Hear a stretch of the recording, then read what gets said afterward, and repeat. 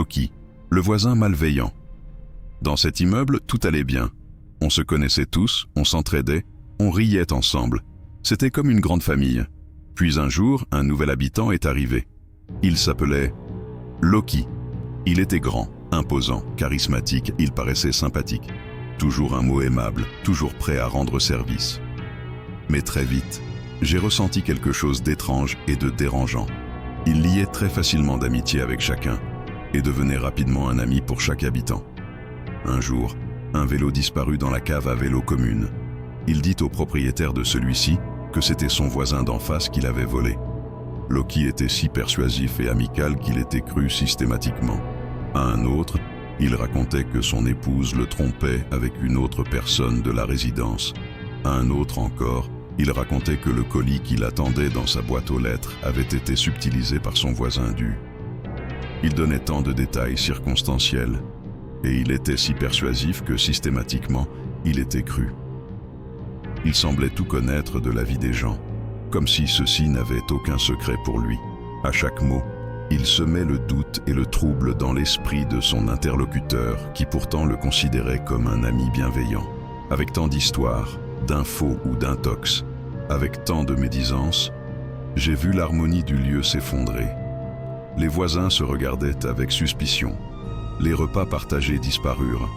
Et bientôt, ce fut la guerre des mots, des cris, des accusations. Certains en venaient eux même à se battre. Les gens ne supportaient plus de vivre ici, les uns après les autres, et en l'espace de quelques mois, ils partirent. Cet endroit paisible est devenu un enfer. Et moi, je savais que le responsable, c'était Loki. Moi seul étais resté. Je voulais une confrontation avec cette personne perverse et odieuse.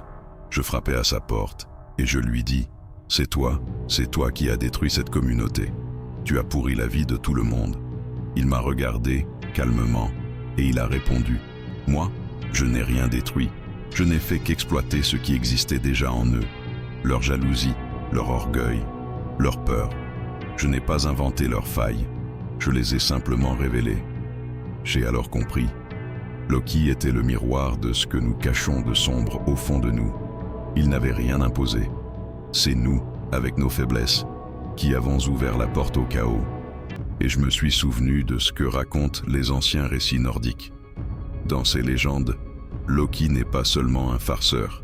C'est lui qui provoqua la mort de Baldr, le plus pur des dieux. C'est lui qui engendra des monstres voués à détruire les dieux. Il révélait aux dieux eux-mêmes leur orgueil, leur querelle, leur confiance aveugle. Le mal, dans la vision nordique, ne vient pas d'un démon extérieur. Il se nourrit de nous, de ce que nous cachons. J'étais abasourdi. Pour clore la discussion, Monsieur Loki me tendait la main, comme pour me dire au revoir ou sans rancune. Mais j'ai eu comme un flash à cet instant. J'ai su que si je lui serrais la main, Loki me transmettrait quelque chose. Son vice, son poison. Une peur glaciale m'a envahi. Alors j'ai reculé. Je n'ai pas pris sa main. J'étais certain d'avoir devant moi le dieu de la malice des temps anciens, qui avait pris une forme humaine. Pris de panique, je courais à toute vitesse jusqu'à mon appartement. Dans la soirée même, j'emportai toutes mes affaires et je partis comme tous les autres, pendant qu'il en était encore temps. Et je ne revins plus jamais.